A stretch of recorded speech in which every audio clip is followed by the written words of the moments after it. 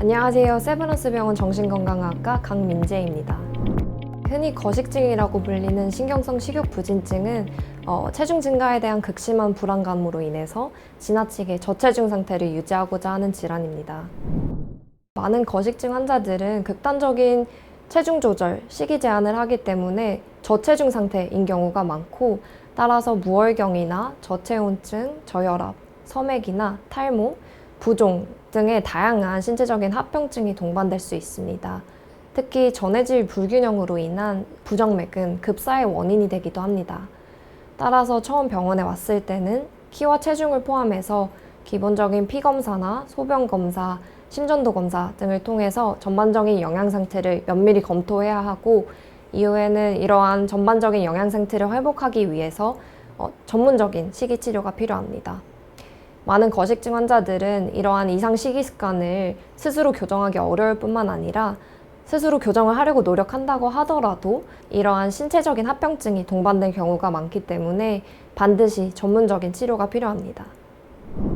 흔히 거식증 환자들은 깡 말라서 더 이상 예쁘지 않은 상황에서도 계속해서 극단적인 체중 조절을 이어나가는데요.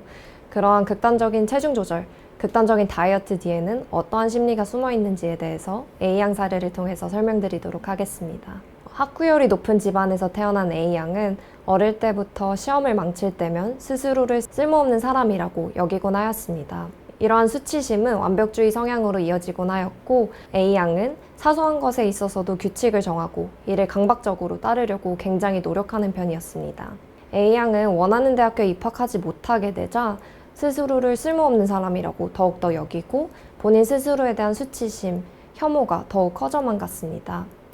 이때 A양은 식사량을 조절하고 체중을 조절하는 것만이 본인 스스로 완벽하게 조절할 수 있는 부분이다 라고 생각을 하고 시기를 제한하기 시작하였습니다.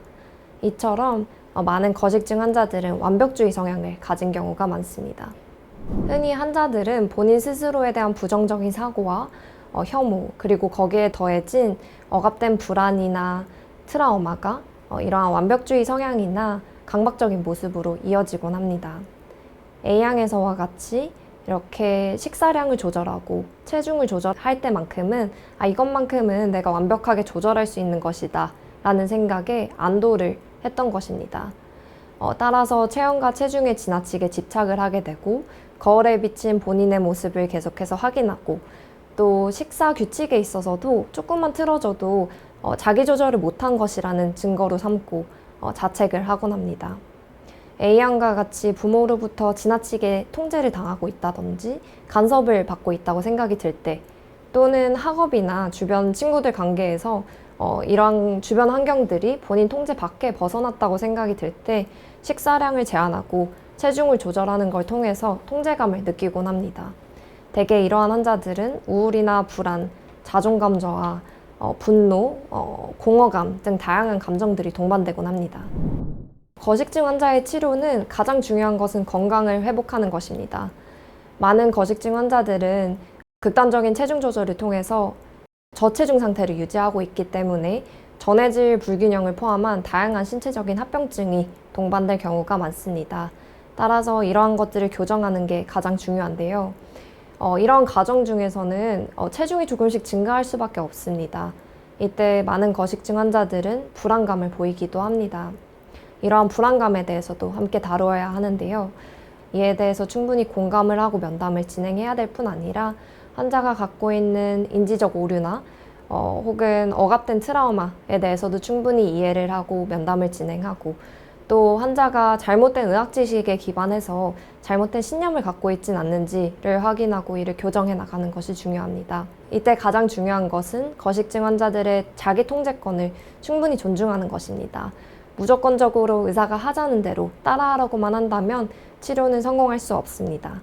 또한 중요하게는 체형과 체중에 대한 지나친 가치 부여의 근원에 대해서 파악을 하고, 또 더 나아가 환자가 자기 가치에 대해서 보다 균형 잡힌 시각을 가질 수 있도록 도와주는 것이 필요합니다.